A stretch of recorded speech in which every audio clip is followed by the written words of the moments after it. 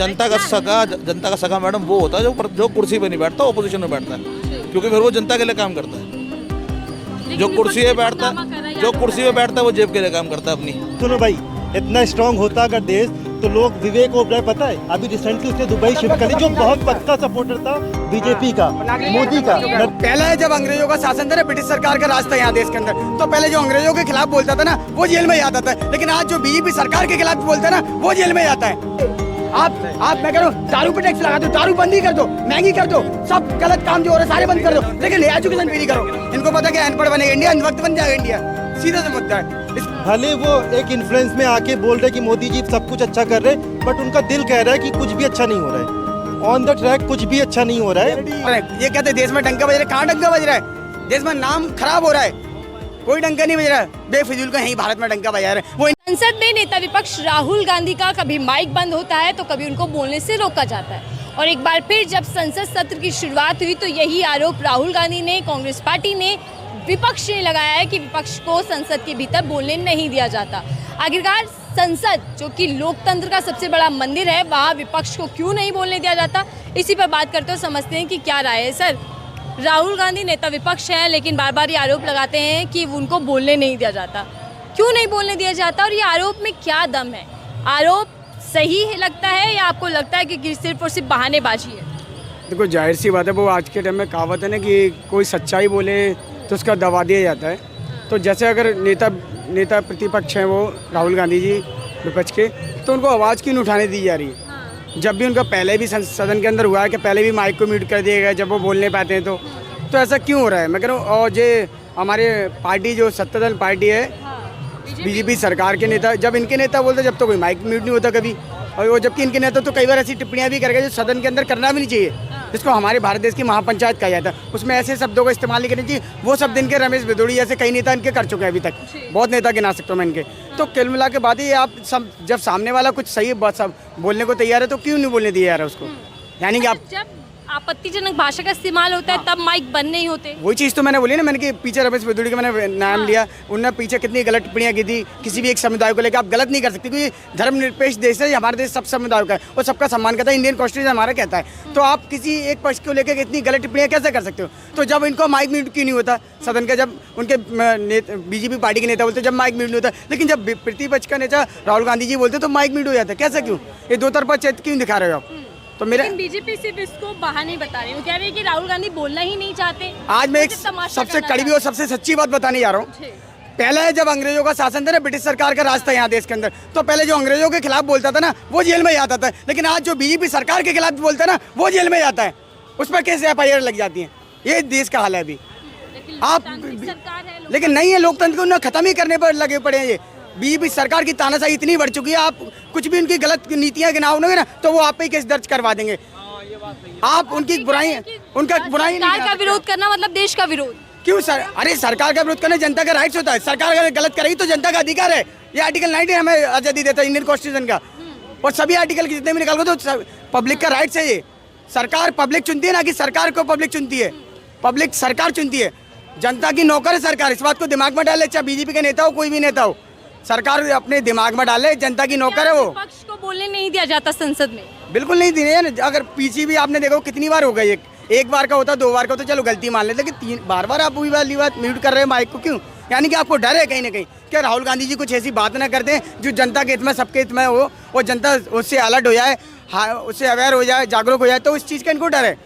आज बीजेपी नेताओं को, आप किसी भी नेता को उठा के देख लीजिए, आप बीजेपी नेता बीजेपी किसी भी नेता को उठा के देखिए, बीजेपी के नेताओं को इतना डर है कि जिसकी कोई हद नहीं है, जहाँ काम नहीं होता। लेकिन ये कहा जाता है सभापति महोदय के द्वारा कि जो विपक्ष का आचरण है वो ठीक नहीं है, विपक्ष सिर्फ हंगामा करता है, सदन को चलने नहीं देता। और मतलब पक्ष का हंगामा नहीं करता? पक्ष की इतना नेता दिखा दूं मैं क्या सदन के अंदर, इसको महापंचायत का, उसमें हंगामा करने लग जाते हैं।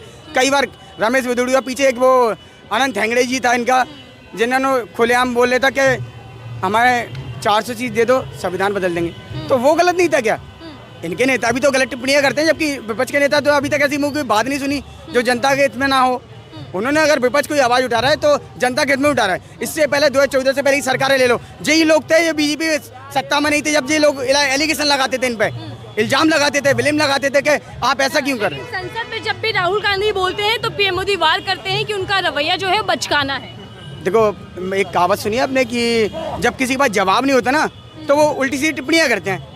तो हमारे देश के प्राइम मिनिस्टर जी हैं, हम उनकी रिस्पेक्ट करते हैं, सम्मान करते हैं, क्योंकि सम्मानित पद पर बैठे, इंडियन कॉन्स्टिट्यूशन पद पर बैठे, लेकिन वो जब उनके पास कोई जवाब नहीं होता ना तो वो उल्टी फालतू की बातें करने लगते हैं। तो क्या आप ये मानते हैं कि राहुल गांधी के सवालों से जो बीजेपी सरकार है वो बेजवाब हो जाती है? बेजवाब हो जाती है, बहुत डर जाती है, इसलिए कि उनको सच पता नहीं चल जाए जनता को। देश की जनता आज देखिए यूपी के अंदर ये डबल इंजन सरकार के झांसा देते हैं, उसमें अभी सबको पता है कि अभी क्या चल रहा है, लेकिन उनको ये नहीं पता कि वहाँ 5,000 स्कूल बंद हो चुके हैं। 5,000 स्कूल अभी रिसेंटली 5,000 वो 27,000 टोटल कर चुके हैं, बताओ। तो कुल मिला के इसके देश के अंदर आज जो सच की आवाज़ उठाएगा वो गलत ठहराया जाएगा।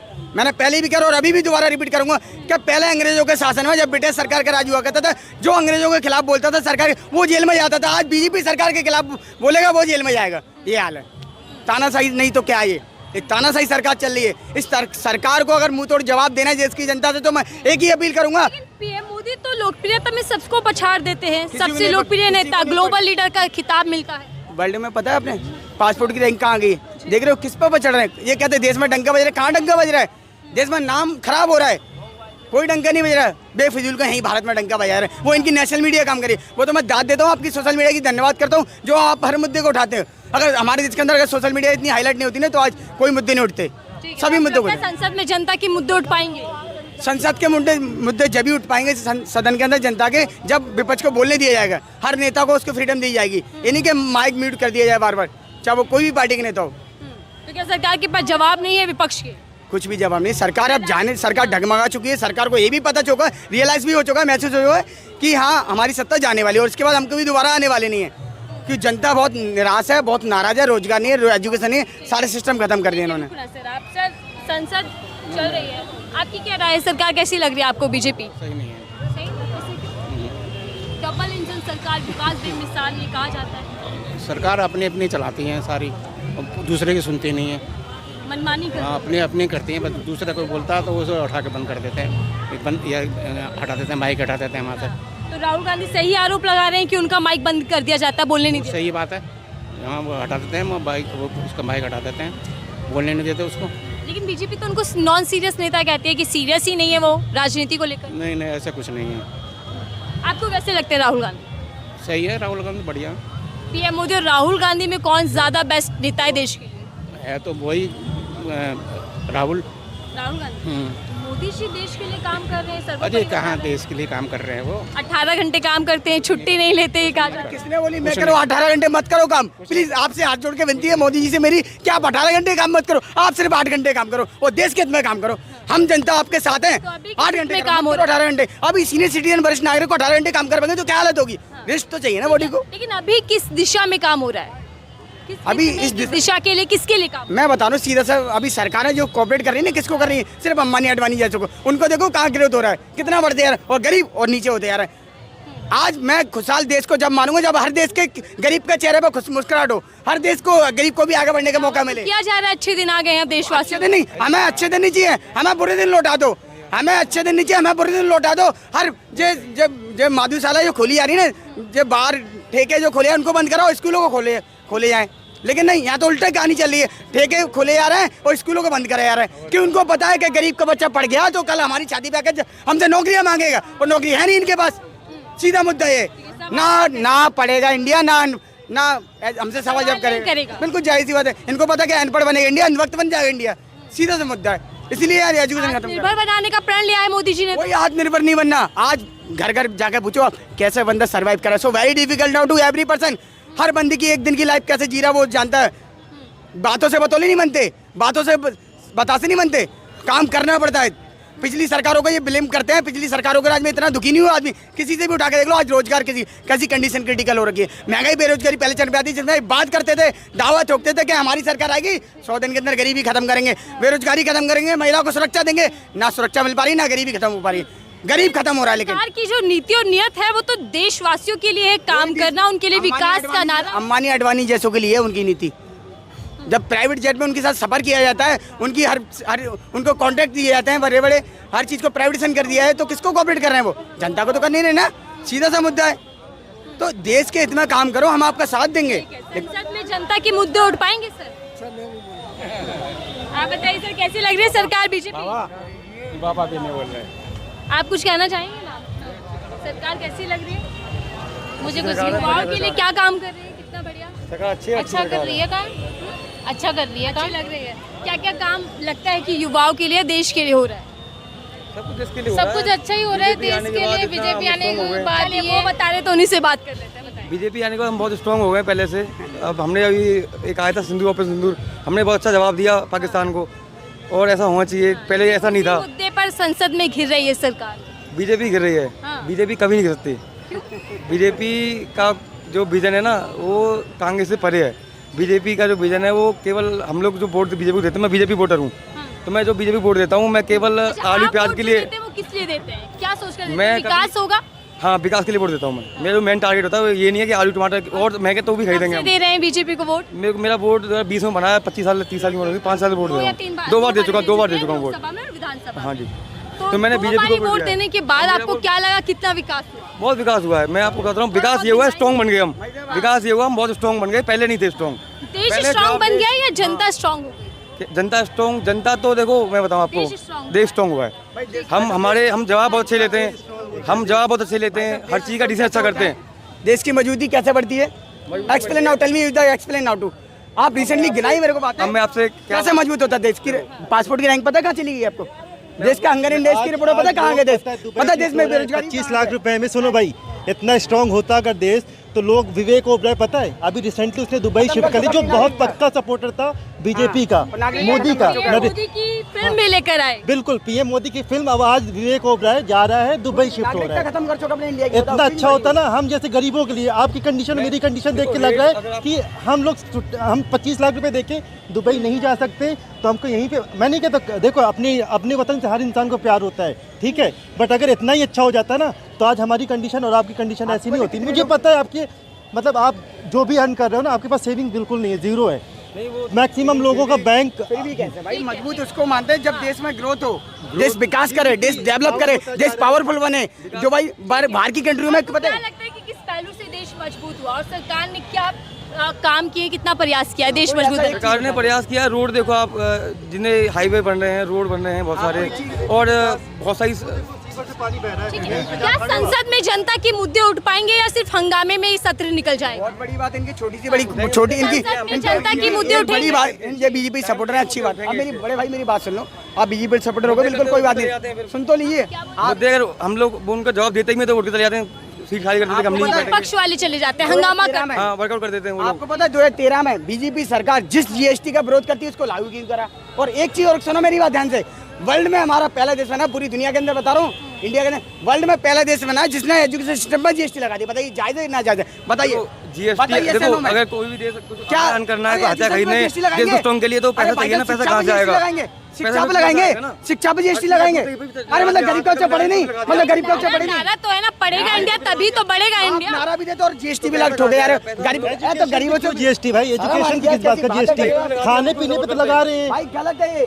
आप मैं कह रहा हूँ दारू पे टैक्स लगा दो, दारू बंद ही कर दो, महंगी कर दो, सब गलत काम जो हो रहा है सारे बंद कर दो, लेकिन एजुकेशन फ्री करो।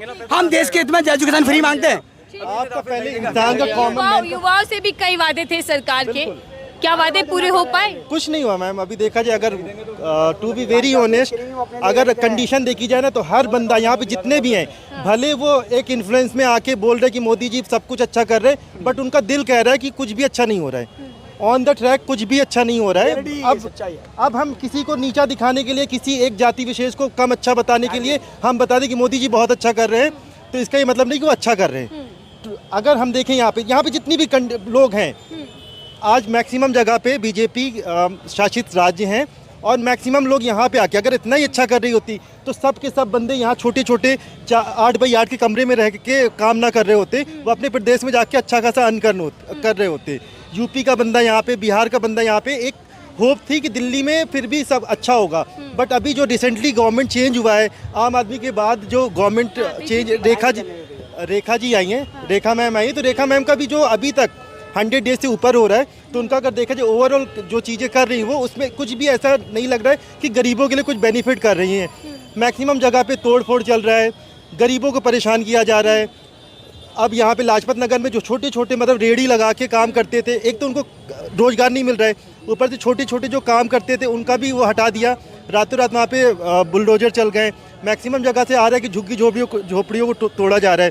तो मतलब ओवरऑल सब कुछ गलत चल रहा है। गरीबों का मतलब मैक्सिमम एक अपर क्लास वो तो अमीर होता जा रहा है। इंडिया में ये कल्चर बन गया है। तो गुलाम रहेंगे, क्या बोल रहे हैं? तोड़ेंगे तभी तो बीजेपी के गुलाम रहेंगे। अरे वो आपको झुग्गी से पक्के घर में ले जाने की बात कर रहे हैं। वो कुछ नहीं होने वाला, वो कुछ नहीं होने वाला, वो दिखावा है, वो दिखावा है। उन्होंने भी देख लिया संसद की कार्रवाई शुरू हुई, हंगामा हुआ और विपक्ष से फिर आरोप लगाया कि नेता विपक्ष को बोलने नहीं दिया जा रहा।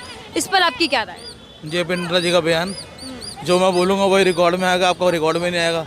उन्होंने धनखड़ साहब की बेइज्जती करी, धनखड़ साहब कहता ले अपनी कुर्सी संभाल, मैं चला। बहुत बढ़िया। तो आपको लगता है कि आपको बोलने दिया जाएगा? नहीं, ये उनकी धनखड़ जी की तरफ से मैसेज था कि मैं इनकी तरफ का हूँ, मेरी इज्जत नहीं करता, तुम्हारी क्या करेंगे। लेकिन लोकतांत्रिक देश है, नेता विपक्ष एक बड़ा ओहदा होता है। मैडम, लोकतांत्रिक देश लोकतंत्र चुनाव से होता है। बिहार के चुनाव को हम देख रहे हैं, महाराष्ट्र उसका पहला एग्जाम्पल हो चुका है। गुजरात मॉडल क्या दुनिया को बेवकूफ़ बनाते थे, अभी वहाँ पे जो है पीपुल अपना यूएस के अंदर केस चल रहा है, वहाँ पे सबसे ज़्यादा जितना पकड़े जा रहे हैं सब गुजराती पकड़े जा रहे हैं। कौन सा गुजरात मॉडल की बात करते थे? देश का तो अच्छा बेवकूफ़ बनाया उन्होंने। गुजरात मॉडल, दिल्ली मॉडल, अब नया सब ऊपर छोड़ा जा रहा है। दिल्ली मॉडल नहीं मैडम, वो तो दिल्ली का तो मॉडल कॉपी है ना, बुलडोजर मॉडल का, यूपी का। लेकिन वो योगी बाबा को क्रेडिट दे रहे तो फिर पीएम की कुर्सी के लिए वो नामांकित हो जाएंगे। अब भाजपा के अंदर के जो कलह चल रही है फिर वो दुनिया के सामने आ जाएगी। क्या करें? ठीक है, लेकिन सर क्या माइक बंद कर देना, बोलने से रोकना ये सही है? राहुल जी का बार बार माइक बंद होता है, फोकस आउट हो जाता है, ये भी आरोप लगते हैं। नेता प्रतिपक्ष का वो शैडो, एक तरीके शैडो पार्लियामेंट चलती है जो जनता की तरफ से चलती है।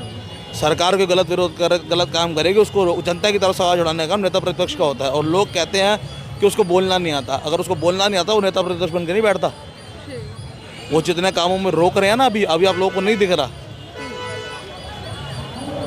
जब यही काम ये लोग कुर्सी पे बैठ के गलत करते थे तो यही विपक्ष के अंदर नेता प्रतिपक्ष बन के भाजपा के लोग रोकते थे उनको, तब ये बढ़िया आदमी थे। जनता का सगा वो है जो जनता का सगा मैडम वो होता है जो कुर्सी पे नहीं बैठता, ओपोजिशन में बैठता है, क्योंकि फिर वो जनता के लिए काम करता है। जो कुर्सी पे बैठता है वो जेब के लिए काम करता है अपनी, और उसकी जेब में पैसा ना चला जाए, चलता कुछ भला हो जाए, इसलिए विपक्ष जो है जनता की तरफ से काम करता है। अच्छा, राहुल गांधी ऐसा क्या बोल देंगे कि उन्हें रोका जा रहा है बोलने से? ऐसा क्या वो बता देंगे संसद के अंदर? वो जो ऑपरेशन सिंदूर के ऊपर बात होनी है वो उसके ऊपर बोल रहे हैं बार बार आने के लिए, और उसी चीज़ को रोकने के लिए ये सारा खेल चल रहा है। मोदी जी चले गए वो 10 मिनट के अंदर, इसीलिए चले गए। उनको पता है जैसे ही सवाल उठेगा उससे पहले खिसक लो, उसके बाद फिर इसीलिए रोका जा रहा है। इसीलिए रोका भी जा रहा है। चलिए ठीक। ये जनता थी और जनता जो कहती है वो सच होता है, क्योंकि धरातल पर सरकार क्या काम कर रहे हैं उसकी सच्चाई धरातल पर पता चलती है। आंकड़ों में तो सरकार का डंका बजा है, लेकिन सवाल ये है कि आखिरकार संसद के अंदर विपक्ष को बोलने से कौन रोक रहा है, और अगर विपक्ष बोलेगा तो फिर किसको दिक्कत है जो रोका टोकी की जा रही है। इस रिपोर्ट को लेकर आपकी क्या राय है, सच कीजिएगा।